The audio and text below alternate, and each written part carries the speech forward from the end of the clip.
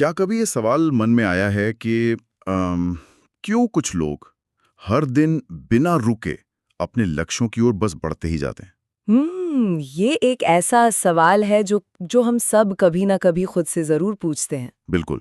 और दूसरी तरफ ऐसे लोग भी होते हैं जिनमें शायद टैलेंट की या कह लें संसाधनों की कोई कमी नहीं होती, सही बात है। लेकिन वो बार बार शुरुआत करने के बावजूद कुछ ही हफ्तों में हार मान लेते हैं। मतलब ये एक ऐसा विरोधाभास है जो अक्सर हमें सोचने पर मजबूर कर देता है। हाँ, और यही आज की हमारी इस चर्चा का केंद्र भी है। बिल्कुल। तो आज की हमारी इस गहन चर्चा में हम इसी रहस्य की परतों को खोलने वाले हैं। हमारे पास जो स्रोत सामग्री है वो the architect of self discipline, mastering mind and habit के मुख्य अंशों और विशेष रूप से हाउ टू बी डिसिप्लिन नामक किताब पर आधारित है। बहुत ही बेहतरीन स्रोत हैं ये। हाँ, और इस पूरी चर्चा का मिशन बहुत ही स्पष्ट है। हमें ये समझना है कि सफलता का असली रहस्य कोई जन्मजात टैलेंट या कोई जादुई प्रेरणा या किस्मत नहीं है, बल्कि विशुद्ध अनुशासन है। सही कहा। हम ये देखने वाले हैं कि कैसे केवल अपने मन को नियंत्रित करके पूरे जीवन की दिशा को बदला जा सकता है। ठीक है, तो आइए इसे गहराई से समझते हैं और आज इस चर्चा में इन विचारों के पीछे के असली विज्ञान और मनोविज्ञान को डिकोड करने के लिए हमारे विशेषज्ञ यहाँ मौजूद हैं। धन्यवाद।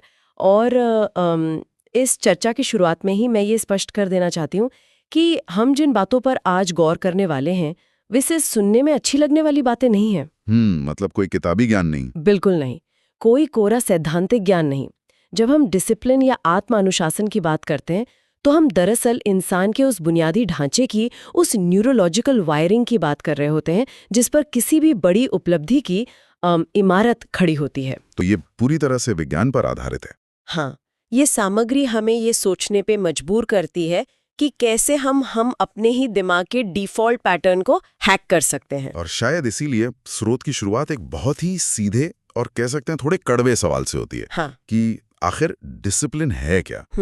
स्रोत सामग्री बहुत ही सरल शब्दों में इसका जवाब देती है। उसमें लिखा है, जो जरूरी है उसे करना, चाहे मन करे या ना करे। चाहे मन करे या ना करे, यही सबसे बड़ी बात है। हाँ, अब ये सुनने में जितना आसान और सीधा लगता है, असल जिंदगी में से निभाना उतना ही मुश्किल है। बिल्कुल मुश्किल है। क्योंकि अक्सर देखा जाता है कि लोग किसी भी काम को शुरू करने के लिए मोटिवेशन का या प्रेरणा का इंतजार करते हैं।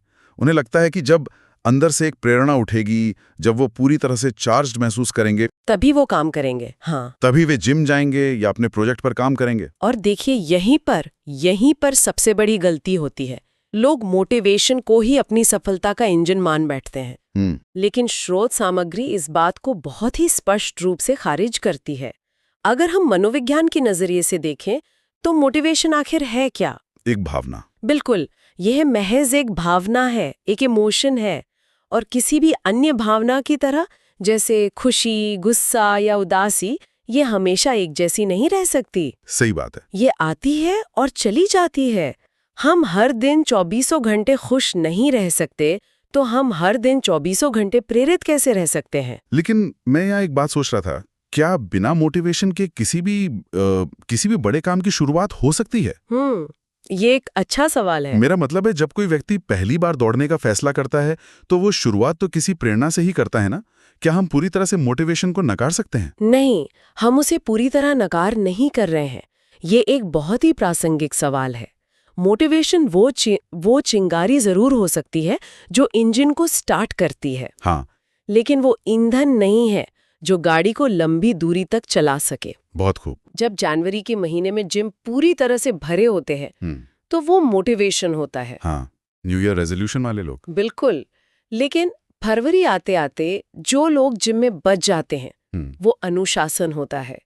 जब मोटिवेशन खत्म हो जाता है, जो कि न्यूरोलॉजिकली होना तय ही है। हाँ, क्योंकि हमारा दिमाग हमेशा ऊर्जा बचाना चाहता है। तब व्यक्ति क्या करेगा? यहीं पर अनुशासन की असली भूमिका शुरू होती है। अनुशासन वो अदृश्य और कठोर व्यवस्था है जो तब भी काम करवाती है जब शरीर और मन दोनों चीख कर कह रहे हों कि आज रहने देते हैं। आज रहने देते हैं। हाँ, ये आवाज तो हम सबने सुनी है।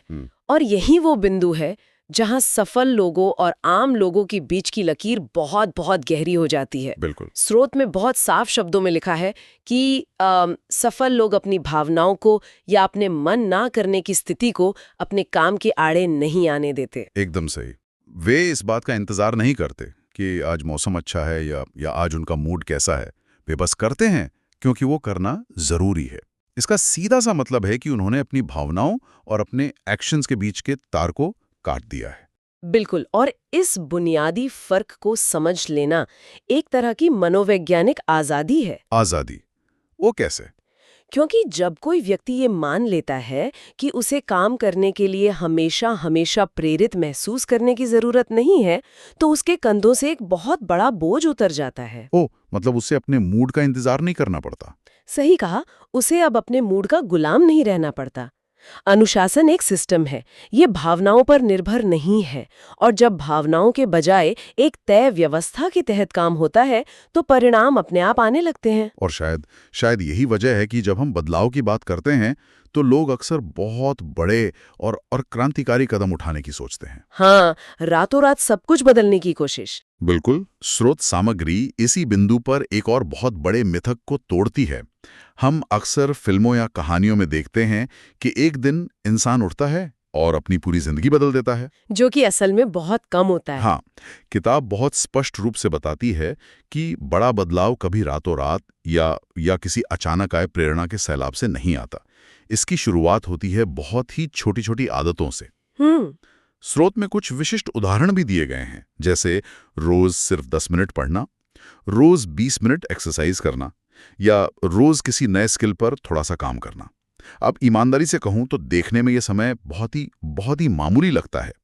10 मिनट पढ़ने से कोई रातों रात विद्वान तो नहीं बन जाएगा। अगर हम इसे व्यापक संदर्भ से जोड़कर देखें तो ये छोटी आदतें, जिन्हें हम माइक्रो हैबिट्स कह सकते हैं, सिर्फ 10 या 20 मिनट का काम नहीं है। तो फिर ये क्या है? इसका असली खेल न्यूरोलॉजिकल स्तर पर होता है। अच्छा। जब कोई बहुत बड़ा लक्ष्य तय करता है, जैसे एक ही दिन में 3 घंटे पढ़ना, तो दिमाग उसे खतरे या बहुत बड़े बोझ के रूप में देखता है। हाँ, दिमाग घबरा जाता है। बिल्कुल, और फिर वो टालम-टोल यानी प्रोक्रेस्टिनेशन शुरू कर देता है।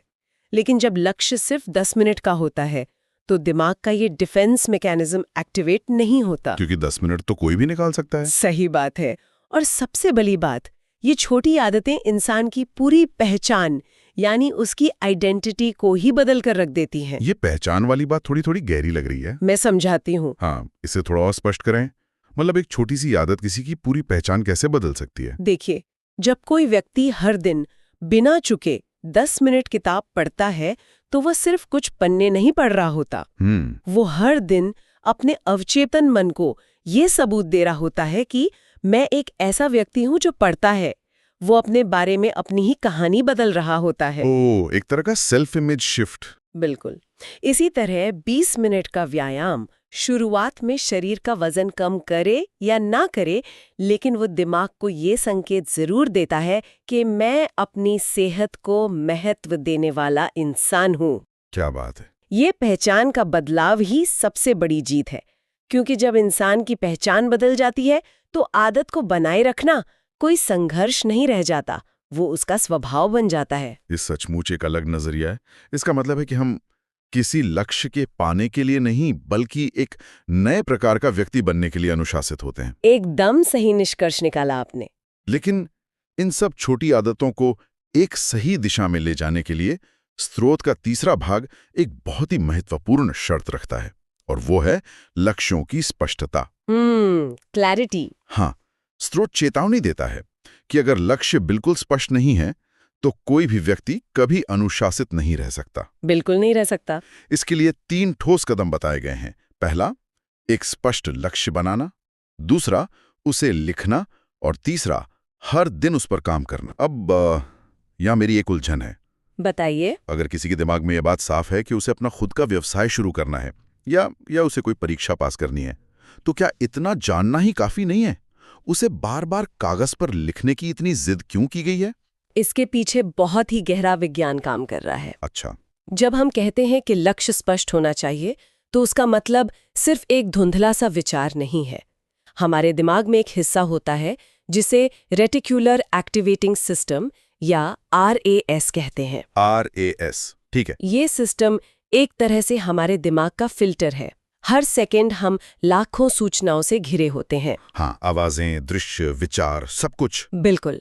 लेकिन ये RAS तय करता है कि किस चीज पर ध्यान देना है और किसे इग्नोर करना है। जब लक्ष्य सिर्फ दिमाग में एक विचार के रूप में होता है तो वो अन्य हजारों विचारों के बीच खो जाता है। तो लिखने से ये फिल्टर कैसे बदल जाता है? जब किसी विचार को दिमाग से निकालकर कागज पर लिखा जाता है तो वो वास्तविकता का पहला भौतिक रूप ले लेता है। मतलब वो सिर्फ एक ख्याल नहीं रहता, वो असल दुनिया में आ जाता है। सही कहा। ये दिमाग को एक बहुत ही कड़ा और स्पष्ट संकेत देता है कि ये विचार बाकी सभी विचारों से ज्यादा महत्वपूर्ण है। हमारा दिमाग एक लक्ष्य खोजी मिसाइल की तरह काम करता है। बहुत ही बढ़िया उदाहरण है ये। हाँ, जब उसे लिखित और स्पष्ट रूप में ये पता होता है कि निशाना कहाँ लगाना है तो वो स्वतः ही व्यक्ति को उन अवसरों, उन संसाधनों की ओर निर्देशित करने लगता है जो उस लक्ष्य को पूरा कर सकते हैं। बिना स्पष्टता के ऊर्जा सिर्फ यहाँ वहाँ बर्बाद होती है और अनुशासन बनाए रखना असंभव हो जाता है। ये बात तो है। बिना स्पष्ट लक्ष्य के अनुशासन ऐसा ही है जैसे कोई इंसान बहुत तेज दौड़ रहा हो लेकिन उसे अपनी मंजिल ही ना पता हो। बिल्कुल, वो सिर्फ थक जाएगा, पहुंचेगा कहीं नहीं। स्पष्टता से ही गति आती है। जब सुबह उठकर ये सोचना नहीं पड़ता कि आज क्या करना है, जब सब कुछ पहले से तय और लिखा हुआ होता है तो व्यक्ति भटकाव से बच जाता है। एकदम सही कहा आपने। और भटकाव से बचना ही आज के समय की सबसे बड़ी चुनौती है, जिस पर हमारी स्रोत सामग्री बहुत ही विस्तार से और कड़े शब्दों में बात करती है। यहाँ एक बहुत ही दिलचस्प बात सामने आती है। स्रोत सामग्री आज के समय के सबसे बड़े दुश्मनों की ओर इशारा करती है और वो है distraction. Distraction. Mobile, social media और बिना सोचे समझे की जाने वाली स्क्रॉलिंग। आज हम जिस दुनिया में रह रहे हैं वहां ये सिर्फ एक बुरी आदत नहीं है, ये एक पूरी इंडस्ट्री है। बहुत बड़ी इंडस्ट्री है। हम सभी कभी ना कभी रात के 2 बजे किसी बिल्कुल ही अनजान और बेकार विषय पर वीडियो देखते हुए पाए गए हैं। हाँ, ऐसा सबके साथ होता है। जबकि हमें अगले दिन सुबह जल्दी उठना होता है। स्रोत कहता है कि आज के दौर में अनुशासन का असली मतलब इन चीजों को कंट्रोल करना है। ये आज के युग का सबसे प्रासंगिक और शायद सबसे डरावना हिस्सा है। ध्यान या अटेंशन आज के समय की सबसे कीमती मुद्रा है। करेंसी बन गई अटेंशन। बिल्कुल। टेक कंपनियां हजारों इंजीनियरों को सिर्फ इसलिए काम पर रखती हैं ताकि वे इंसान के ध्यान को स्क्रीन से बांध कर रख सकें। वे हमारे दिमाग के डोपामाइन सिस्टम को हैक करते हैं। इसलिए जब हम स्क्रीन से दूर होने की कोशिश करते हैं तो वो सिर्फ एक आदत छोड़ने जैसा नहीं होता, वो शारीरिक रूप से असहज महसूस होता है। तो फिर इस चक्रव्यूह से बाहर कैसे निकला जाए? क्योंकि ये तो ऐसा लगता है कि हम एक ऐसी लड़ाई लड़ रहे हैं जिसमें दुश्मन हमसे कहीं ज्यादा ताकतवर है। यहीं पर अनुशासन एक कॉग्निटिव रिबेलियन यानी संज्ञानात्मक विद्रोह बन जाता है। कॉग्निटिव रिबेलियन भारी शब्द है। हाँ, लेकिन इसका मतलब बहुत सीधा है। स्रोत सामग्री बहुत ही सटीकता से कहती है कि अगर कोई अपने ध्यान को कंट्रोल कर लेता है तो उसकी आधी लड़ाई वहीं जीत ली जाती है। मतलब फोकस बचा लिया तो सब बचा लिया। सही कहा। इसका मतलब है कि डिस्ट्रैक्शन कोई बाहरी समस्या नहीं है, यह एक आंतरिक युद्ध है। जब कोई व्यक्ति अपने फोन को दूसरे कमरे में रखता है या कुछ घंटों के लिए सोशल मीडिया ब्लॉक कर देता है तो वो सिर्फ एक ऐप बंद नहीं कर रहा है। वो क्या कह रहे हैं? वो अपने समय, अपनी मानसिक ऊर्जा और अंततः अपने जीवन का नियंत्रण वापस अपने हाथों में ले रहा है। ये सचमुच एक सशक्त विचार है। अपने ध्यान की रक्षा करना अपने जीवन की रक्षा करने के बराबर है। बिल्कुल। लेकिन यहाँ शोध का अगला हिस्सा आता है जो इस पूरी प्रक्रिया की एक ऐसी सच्चाई बताता है जिसे लोग अक्सर नजरअंदाज करना चाहते हैं। कौन सी सच्चाई? ये स्पष्ट रूप से स्वीकार करता है कि अनुशासन हमेशा आरामदायक नहीं होता। इसके लिए कुछ असहज करने वाली चीजों की मांग होती है, जैसे सुबह जल्दी उठना, कठिन और उबाऊ काम करना और अपने आराम या अपने कंफर्ट जोन को छोड़ना। लोग अक्सर पूछते हैं कि क्या अनुशासन का मतलब हमेशा खुद को यातना देना है? ये एक बहुत ही स्वाभाविक सवाल है, क्योंकि इंसान का जीव विज्ञानी स्वभाव ही ऐसा है कि वो हमेशा दर्द से बचना चाहता है। हाँ, हम पेन से भागते हैं। बिल्कुल। और हमेशा आराम खोजना चाहता है। हमारा दिमाग हमें सुरक्षित और आरामदायक स्थिति में रखना चाहता है। लेकिन स्रोत सामग्री एक बहुत ही शक्तिशाली सूत्र हमारे सामने रखती है, वो है temporary pain is equal to permanent growth. यानी अस्थायी दर्द ही स्थायी विकास का कारण बनता है। एकदम सही। Temporary pain equals permanent growth, ये सूत्र तो जैसे जैसे पूरी चर्चा का निचोड़ लगता है। बिल्कुल है। ये दर्द कोई सजा नहीं है, ये विकास की एक आवश्यक प्रक्रिया है। इसे एक एक न्यूरोलॉजिकल स्तर पर समझें। हाँ, बताइए। जब कोई व्यक्ति कोई ऐसा काम करता है जो कठिन है, जिससे वो बचना चाहता है लेकिन फिर भी वो उसे करता है, तो उसके दिमाग में नए न्यूरल पाथवे बनते हैं। हाँ। दिमाग का वो हिस्सा जो इच्छा शक्ति को नियंत्रित करता है, जिसे एंटीरियर मिड सिंगुलेट कॉर्टेक्स कहते हैं। Anterior mid cingulate cortex. हाँ, वो शारीरिक रूप से बड़ा और मजबूत होने लगता है। सच में? हाँ, ये वैज्ञानिक रूप से सिद्ध है। ठीक वैसे ही जैसे जैसे जिम में भारी वजन उठाने से मांसपेशियां पहले टूटती हैं, दर्द करती हैं और फिर और भी ज्यादा मजबूत होकर उभरती हैं। ये उदाहरण बहुत सटीक है। इसका मतलब है कि जब सुबह अलार्म बजने पर रजाई से बाहर निकलने में जो ठंड या नींद टूटने की तकलीफ होती है, हाँ, वो बस कुछ मिनटों का दर्द होता है। हाँ, बस कुछ मिनटों का। वो टेम्पररी पेन है। हाँ, लेकिन उस सुबह के शांत समय में किए गए काम से जो विकास होता है वो परमानेंट होता है। सही कहा। और जब व्यक्ति बार बार खुद को इस अस्थायी दर्द में धकेलता है, तो वो दरअसल अपनी सहन शक्ति की सीमाओं का विस्तार कर रहा होता है। वो दर्द से डरना छोड़ देता है। बिल्कुल, वो उस दर्द से डरना बंद कर देता है। और यही वो बिंदु है जहां अनुशासन एक बोझ से बदलकर एक ताकत बन जाता है। विकास की प्रक्रिया हमेशा थोड़ी असहज होती है, ठीक वैसे ही जैसे एक बीज को पेड़ बनने के लिए मिट्टी का अंधेरा और दबाव सहना पड़ता है। क्या अद्भुत तुलना है। और जब ये अस्थायी दर्द सहने की आदत बन जाती है, तब आती है उस चीज की बारी जिसे स्रोत सामग्री ने सबसे बड़ा हथियार बताया है। निरंतरता। हाँ, निरंतरता यानी कंसिस्टेंसी। किताब का सबसे बड़ा संदेश है, कंसिस्टेंसी बीट्स मोटिवेशन। निरंतरता हमेशा मोटिवेशन को हरा देती है। हर बार हराती है? क्योंकि एक दिन बहुत भारी उत्साह में आकर 10 घंटे काम कर लेना और फिर अगले 6 दिन तक किताब खोलकर भी न देखना, ये तो कोई उपलब्धि नहीं है। ये शायद सबसे बड़ी गलती है जो लोग करते हैं। वे तीव्रता यानी इंटेंसिटी और निरंतरता यानी कंसिस्टेंसी के बीच भ्रमित हो जाते हैं। हाँ, लोग इंटेंसिटी के पीछे भागते हैं। बिल्कुल। अगर हम पिछले सभी बिंदुओं को आपस में जोड़ें, चाहे वो छोटी आदतों का निर्माण हो, स्पष्ट लक्ष्य हो, डिस्ट्रैक्शन से बचना हो या फिर अस्थायी दर्द को सहना हो, हाँ, इन सब का कोई मतलब नहीं रह जाता अगर इनमें निरंतरता ना हो। सब बेकार है बिना कंसिस्टेंसी के। एकदम सही।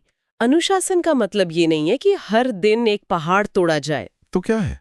अनुशासन का मतलब है हर दिन बिना चूके, चाहे वो दिन कितना भी खराब क्यों ना हो, अपने लक्ष्य की ओर एक छोटा सा कदम बढ़ाना। निरंतरता वो गोंद है जो इन सभी सिद्धांतों को एक साथ जोड़ के रखती है। और यही निरंतरता समय के साथ कंपाउंडिंग इफेक्ट लाती है। गणित का ये सिद्धांत जीवन पर भी पूरी तरह लागू होता है। बिल्कुल लागू होता है। हर दिन का वो 1% सुधार, हर दिन की वो छोटी सी कोशिश कुछ महीनों या सालों में एक इतना बड़ा परिणाम लेकर आती है, जैसे बाहर से देखने वालों को लगता है जैसे ये कोई चमत्कार है या कोई छिपी हुई प्रतिभा है। हाँ, जबकि पीछे की सच्चाई सिर्फ हर दिन की उबाऊ निरंतरता होती है। और इसी निरंतरता के साथ हम स्रोत सामग्री के सबसे अंतिम और सबसे महत्वपूर्ण पाठ पर पहुंचते हैं। वो है अपने मन के गुलाम मत बनो, अपने लक्ष्य के मालिक बनो। अगर इसे ध्यान से देखा जाए तो मन की फितरत ही भटकना है।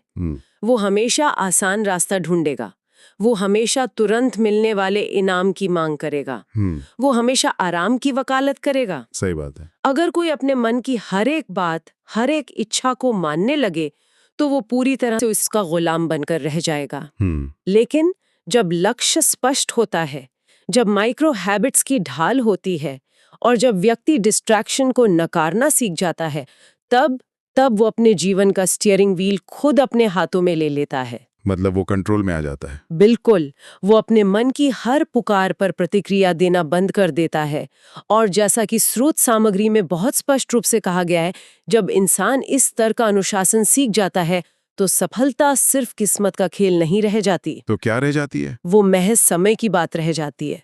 तो आखिर इस सब का मतलब क्या है? अगर हम आज की इस पूरी यात्रा को समेटें तो ये बात शीशे की तरह साफ हो जाती है कि मोटिवेशन के भरोसे बैठे रहना एक बहुत बड़ा धोखा है। बहुत बड़ा धोखा है। असली सफर शुरू होता है उस पहचान को बदलने से जो उन छोटी छोटी 10-20 मिनट की आदतों से बनती है। इसके लिए हमें अपने दिमाग के उस फिल्टर, उस RAS को जगाना होगा, अपने लक्ष्यों को कागज पर लिखकर पूरी तरह से स्पष्ट करना होगा। हमें अपने आधुनिक युग के सबसे बड़े दुश्मन उन एल्गोरिदम और डिस्ट्रैक्शंस के खिलाफ एक कॉग्निटिव रिबेलियन छेड़ना होगा। बिल्कुल। हमें उस अस्थायी दर्द, उस असुविधा को खुशी-खुशी स्वीकार करना होगा, क्योंकि वही हमारे स्थायी विकास और मजबूत दिमाग की चाबी है। और सबसे बढ़कर हमें उस उबाऊ लगने वाली निरंतरता को अपना सबसे बड़ा हथियार बनाना होगा। सही कहा। जब ये सारी चीजें एक साथ आ जाती हैं, तब इंसान अपने मन का गुलाम नहीं रहता, बल्कि अपने लक्ष्यों का, अपने भविष्य का सच्चा मालिक बन जाता है। बहुत ही बेहतरीन सारांश दिया आपने। और आज के इस पूरे विश्लेषण और इन सभी बिंदुओं को समेटते हुए मैं यहाँ एक ऐसा विचार छोड़ना चाहूंगी जो इस स्रोत सामग्री की गहराइयों से ही उभर कर आता है। जी, बताइए। चूंकि अनुशासन हमें ये सिखाता है कि अस्थायी दर्द से ही स्थायी विकास होता है, और हमने देखा कि कैसे निरंतरता धीरे धीरे इंसान की पहचान ही बदल देती है, तो क्या ये संभव है कि एक समय के बाद वो जो कठिन काम है जिससे हम शुरुआत में भाग रहे थे, जो हमें दर्द दे रहा था, वही काम हमारी नई शांति और आनंद का स्रोत बन जाता है? वाओ, ये तो सोचने वाली बात है। हाँ, शायद इंसान की असली आजादी अपने मन को बेलगाम छोड़ने और हर नई इच्छा के पीछे भागने में नहीं है, बल्कि असली आजादी अपने उस चंचल मन को एक बहुत ही स्पष्ट उद्देश्यपूर्ण दिशा में बांधने में है। बिल्कुल। क्योंकि जब मन पूरी तरह से अनुशासित होता है, केवल तभी वो वास्तव में स्वतंत्र होता है। यह सचमुच एक बहुत ही गहरा और सोचने पर मजबूर कर देने वाला नजरिया है कि अनुशासन ही सच्ची आजादी है। ये निश्चित रूप से ऐसा कुछ है जिस पर सुनने वाले और गहराई से विचार कर सकते हैं। बिल्कुल कर सकते हैं। इसी अंतिम विचार के साथ हम आज की इस ज्ञानवर्धक और गहन चर्चा से विदा लेते हैं। इस विषय पर इतनी गहराई से जुड़ने के लिए धन्यवाद एवलीन।